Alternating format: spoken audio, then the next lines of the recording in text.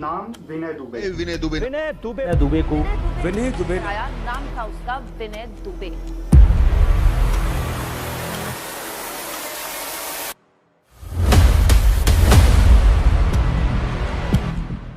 नमस्कार दोस्तों, मैं विनय दुबे मुंबई से। अजीत पवार ये वो नाम है जो इस समय सुर्खियों में और चर्चा में है। चर्चा में इसलिए नहीं है कि वो महाराष्ट्र के नए उप मुख्यमंत्री बने हैं। दरअसल वो चर्चा में इसलिए हैं कि भारतीय जनता पार्टी के साथ अपनी ही पार्टी से बगावत कर कर उन्होंने ये मंत्री पद लिया है। लेकिन बड़ा सवाल है, आखिर क्यों? बहुत सारे यूट्यूब पे ऐसे पत्रकार हैं जो वरिष्ठ हैं, जिनकी विश्लेषण बहुत सटीक होती है, लेकिन कल से अभी तक मुझे वो कोई भी ऐसा बड़ा पत्रकार वो विश्लेषण नहीं दिखा पाया जिसका मैं इंतज़ार कर रहा था। सभी के पास बस रटा रटाया एक बड़ा सा उदाहरण है, वो भी ईडी को लेकर, कि ये सारे जो लोग कल एनसीपी से बगावत कर कर भारतीय जनता पार्टी का हाथ थामे, दरअसल इन सभी के ऊपर ईडी की इंक्वायरी थी, जिसको डर कर इन्होंने भारतीय जनता पार्टी के साथ जाने का फैसला लिया। जी हाँ, ये सच है, लेकिन केवल 1%। मैं सोच रहा था उन तमाम बड़े पत्रकारों के पास कुछ अच्छा विश्लेषण होगा, जिसकी ग्राउंड रियलिटी और सारी जो घटनाक्रम है एक दूसरे से जुड़कर ये दृश्य क्लियर हो जाएगा कि आखिर अजीत पवार ने भारतीय जनता पार्टी का साथ क्यों लिया। मैं मुंबई में रहता हूँ, यहाँ की राजनीति को बहुत करीब से जानता हूँ। मैं आपको आज वो विश्लेषण या वो दृश्य दिखाने की कोशिश करूंगा कि आखिर अजीत दादा पवार को भारतीय जनता पार्टी का साथ क्यों लेना पड़ा और भारतीय जनता पार्टी को अजीत पवार की क्यों ज़रूरत है। देखिए, जब तक राजनीति में ज़रूरत यानी कि डिमांड और सप्लाई का जो बैलेंस है वो जब तक नहीं बनता, आप कितना भी हाथ पैर मार लीजिए, आप राजनीति में सफल नहीं हो सकते।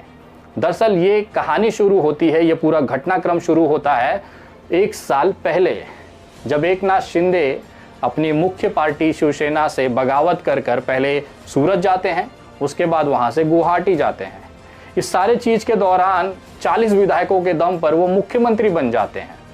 जो लोग महाराष्ट्र की राजनीति में बहुत करीबी से जानते हैं, उनको पता है कि अजीत दादा पवार की जो सबसे बड़ी महत्वाकांक्षा है वो है मुख्यमंत्री बनने का। वो एक बार कम से कम अपने जीवन में महाराष्ट्र का मुख्यमंत्री बनना चाहते हैं। और अगर इसी तरह से घटनाक्रम आगे चलता रहा तो यकीन मानिए, ये वीडियो आप सेव करके रखिएगा कि अजीत पवार आगामी भविष्य में भारतीय जनता पार्टी के समर्थन के साथ महाराष्ट्र के मुख्यमंत्री बनेंगे। ये उनकी जो महत्वाकांक्षा है, ये सबसे बड़ा उनका कारण था कि जो उनको भारतीय जनता पार्टी के करीब लेके आई।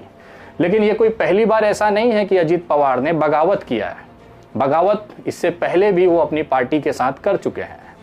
पृथ्वीराज चौहान के मुख्यमंत्री कार्यकाल में जब एनसीपी और कांग्रेस की सरकार थी, उस समय भी अजीत दादा पवार उप मुख्यमंत्री रहे। उन्हें लगा कि मैं अगर विधायकों की बगावत कर कर एक 70 विधायक अगर मैं तोड़ लूँ, उसके बाद मैं सत्ता से निगोशिएट कर सकता हूँ कि मुझे मुख्यमंत्री पद दिया जाए। और उन्होंने वैसा किया भी। महाराष्ट्र के बहुत सारे कैबिनेट मिनिस्टर, बहुत सारे मिनिस्टर्स, बहुत सारे विधायकों ने अजीत दादा के साथ बैठक कर कर उन्हें समर्थन दिया। उस समय शरद पवार जी केंद्र में कृषि मंत्री हुआ करते थे। जब ये खबर शरद पवार तक पहुंची तो वो फ्लाइट लेकर मुंबई आए। उन्होंने एक बैठक आयोजित की जिसमें ये तमाम 70 विधायकों को बुलाया। एक बंद कमरे के अंदर शरद पवार जी ने वो बैठक की और उसके बाद इस बैठक का क्या नतीजा हुआ आपको पता है? अजीत पवार अकेले खड़े रह गए। 69 विधायक जो उनका समर्थन कर रहे थे वो पवार साहब के साथ खड़े हो गए। उसके बाद अजीत पवार ने सभी के सामने माफ़ी मांगी और एक अपना वापस से एनसीपी के साथ कार्यकाल जारी रखा। ये लगातार बगावत चलती रही। दरअसल उन्हें ये पता था कि अगर वो प्रदेश के मुख्यमंत्री बनना चाहते हैं तो वो एनसीपी में रहते हुए कभी नहीं बन सकते, क्योंकि एनसीपी में शरद पवार की बिटिया सुप्रिया सुले भी है। उसके बाद जो सरकार का गठबंधन होता है उसमें भी इनका जो नंबर आता है बहुत पीछे आता है। अगर आप पिछली सरकार 2019 की उद्धव ठाकरे के महाविकास अघाड़ी की अगर आप उदाहरण लेंगे तो उस समय कांग्रेस, शिवसेना और एनसीपी ने मिलकर यह तय किया था कि उद्धव ठाकरे ही मुख्यमंत्री रहेंगे और भविष्य में जब भी चुनाव होंगे उद्धव ठाकरे ही हमारे मुख्यमंत्री पद का चेहरा होंगे। ये लगभग अभी से घोषित है। इसी को भांपते हुए अजीत पवार समझ गए थे कि मुझे कभी भी मुख्यमंत्री पद का मौका एनसीपी में रहते हुए या इनके साथ अलायंस में रहते हुए नहीं मिल सकता। ये वो सबसे बड़ा कारण था कि जो इनकी नज़दीकियाँ भारतीय जनता पार्टी के करीब हुई। लेकिन भारतीय जनता पार्टी को ये कब लगा कि यही सही मौका है अजीत पवार को अपने पाले में लाने का? दरअसल इसका भी घटनाक्रम के लिए जानने के लिए आपको थोड़ा सा पीछे जाना होगा। कुछ महीने पहले ही जिस तरह से उद्धव ठाकरे की जो पार्टी थी शिवसेना, उसको तोड़कर एकनाथ शिंदे गुट ने यह साबित कर दिया कि अगर बगावत सही तरीके से सिस्टमैटिक तरीके से किया जाए तो मुख्यमंत्री बना जा सकता है। इसी बगावत को बार बार देखते हुए अजीत पवार लगातार गुटबाजी अपनी पार्टी में करते रहे हैं।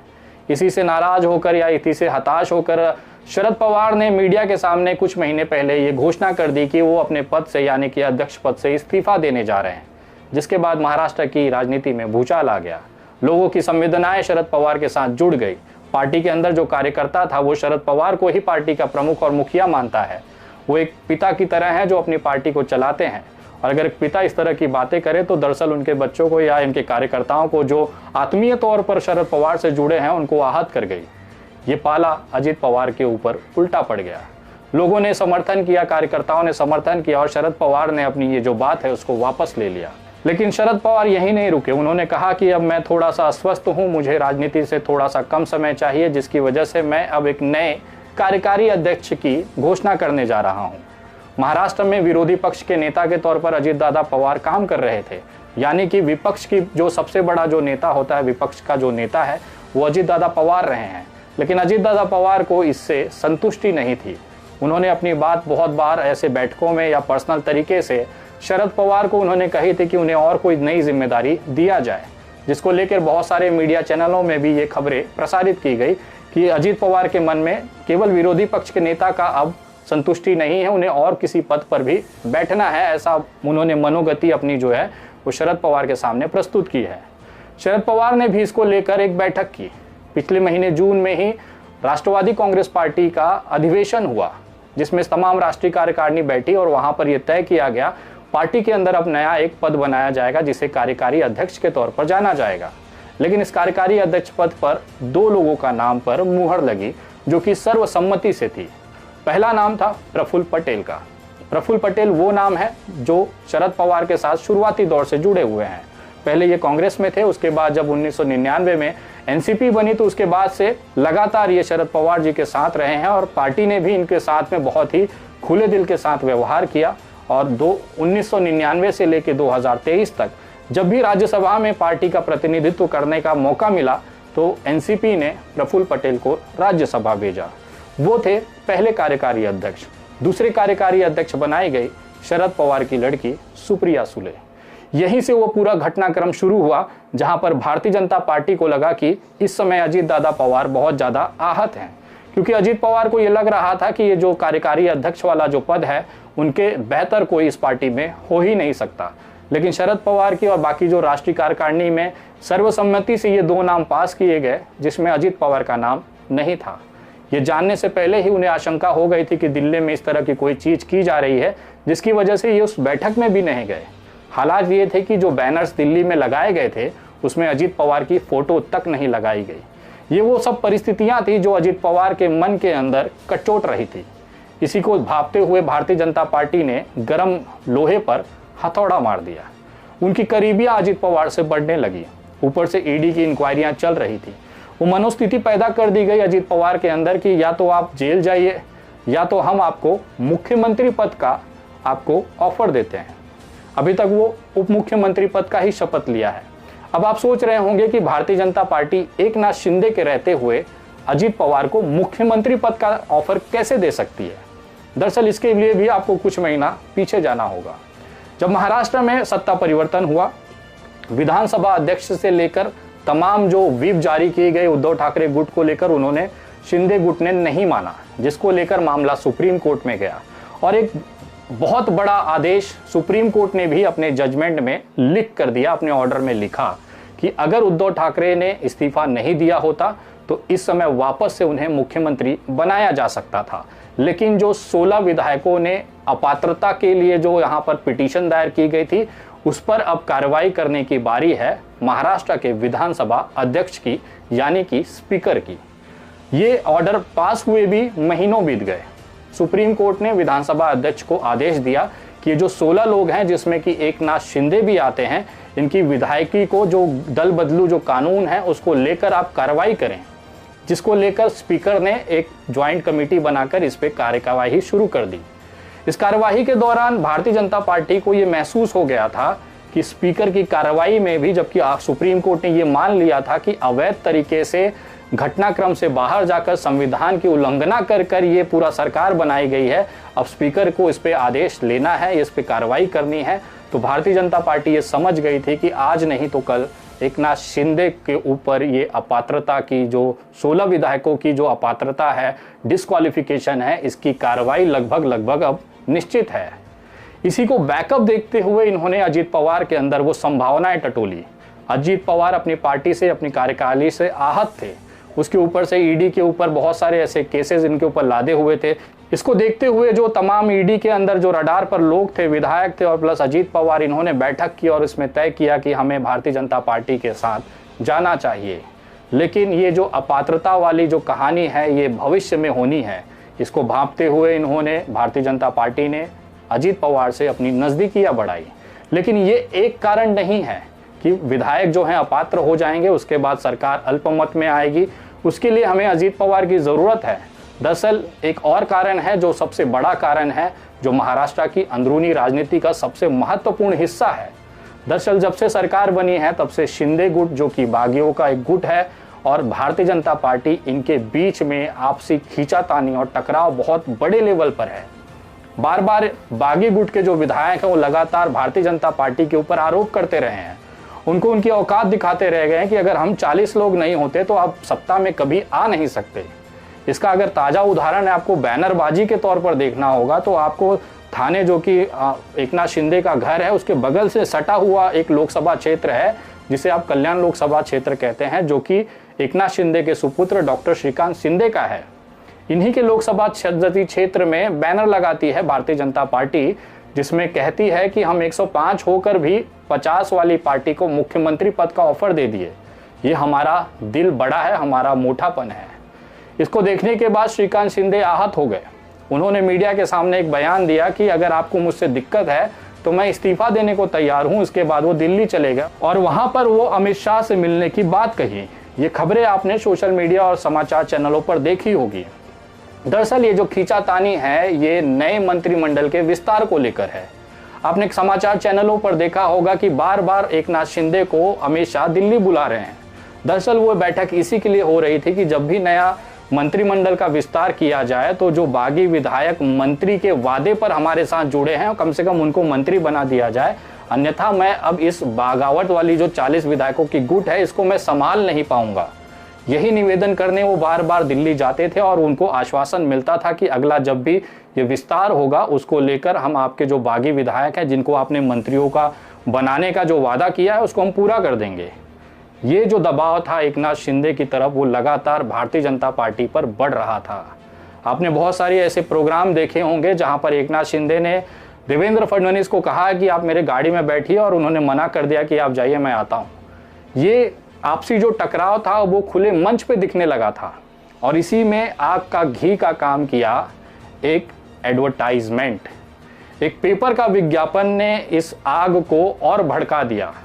आपको याद होगा कुछ दिन पहले ही महाराष्ट्र के सभी समाचार पत्रों में एक विज्ञापन फ्रंट पेज पे छापा गया जिसमें यह दिखाया गया कि देश के लिए नरेंद्र मोदी और महाराष्ट्र प्रदेश के लिए एकनाथ शिंदे, उनके दोनों के चेहरे आमने सामने थे और ये मैसेज दिया गया कि देश में नरेंद्र मोदी और महाराष्ट्र में एकनाथ शिंदे ये ज़रूरत है देश की और प्रदेश की। ये स्पष्ट संदेश इसमें दिया गया जिसको लेकर भारतीय जनता पार्टी ने इस पर आपत्ति जलाई। उनका ये कहना था कि हम सब 105 विधायक होकर एक 40-50 विधायकों के बागी गुट को कैसे भविष्य के मुख्यमंत्री के तौर पर देखते हैं, जबकि राजनीतिक चाणक्य बनकर उभरने वाले देवेंद्र फडणवीस हमेशा से सेक्रीफाइसेस करते आ रहे हैं, अपने आप को इस राजनीतिक खींचतान के बीच में बनाए रखा हुआ है। जबकि इस पद के लिए, मुख्यमंत्री पद के लिए सबसे बड़े भारतीय जनता पार्टी की जो दावेदार हैं वो देवेंद्र फडणवीस हैं। उसके बावजूद भी ये विज्ञापन कैसे चलाया गया? ये वो विज्ञापन था जिन्होंने इस गुट को, भारतीय जनता पार्टी और एकनाथ शिंदे के गुट की जो दूरियां थी उसको बढ़ा दी। अब भारतीय जनता पार्टी को लगने लग गया था कि भारतीय जनता पार्टी ने अगर समय रहते कोई कार्रवाई नहीं की तो एकनाथ शिंदे गुट का जो मनोबल है वो बढ़ता जाएगा और उनका जो हमारा ऊपर जो दबाव है वो बहुत ही असहनीय होते जा रहा है। इसी को देखते हुए अजीत पवार के नाम पर उन्होंने ये खेल या प्रयोग करने का सोचा। ये भारतीय जनता पार्टी की राजनीतिक परिपक्वता का एक बेहतरीन उदाहरण है कि उन्होंने एक तीर से दो शिकार कर लिए। एक तो भारतीय जनता पार्टी ने राष्ट्रवादी कांग्रेस पार्टी को दो टुकड़े कर दिए, अजीत पवार गुट को अपने पाले में ले आकर शरद पवार को ये दिखा दिया कि राजनीति में आज भी वो हारे नहीं हैं आपसे, अभी भी दमखम है और लड़ने की ताकत रखते हैं। और ठीक उसी समय पर एकनाथ शिंदे गुट को ये बता दिया कि आपकी जो तानाशाही है, आपका जो दबाव है, जो हमारे ऊपर प्रेशर है, वो नहीं चलने वाला। आप जाना चाहें तो जा सकते हैं, हमारे पास अजीत दादा पवार है जिनके पास 30 से ज़्यादा विधायक हैं, वो हमारे साथ रह जाएंगे। और इसके साथ शिंदे गुट के भी बहुत सारे ऐसे विधायक हैं जो भारतीय जनता पार्टी जाना चाहते हैं, लेकिन एक गुटबाजी की वजह से, शिंदे जी के ऊपर विश्वास की वजह से वो अभी तक एकनाथ शिंदे के पास संयम से पड़े हुए हैं। लेकिन ये संयम कब तक चलेगा? लेकिन मंत्रिमंडल विस्तार नहीं हो रहा है। जिन विधायकों को ये लॉलीपॉप देकर लाया गया था कि तुमको मंत्री बनाया जाएगा, अगर उनको मंत्री नहीं बनाया गया तो वो कब तक संयम करेंगे? ये तमाम जो रणनीति थी, ये जो तमाम जो परिदृश्य था, ये भारतीय राजनीति में खासतौर पर महाराष्ट्र प्रदेश के लिए ये वो दृश्य हैं जो बहुत सारे लोग नहीं देख पाए हैं।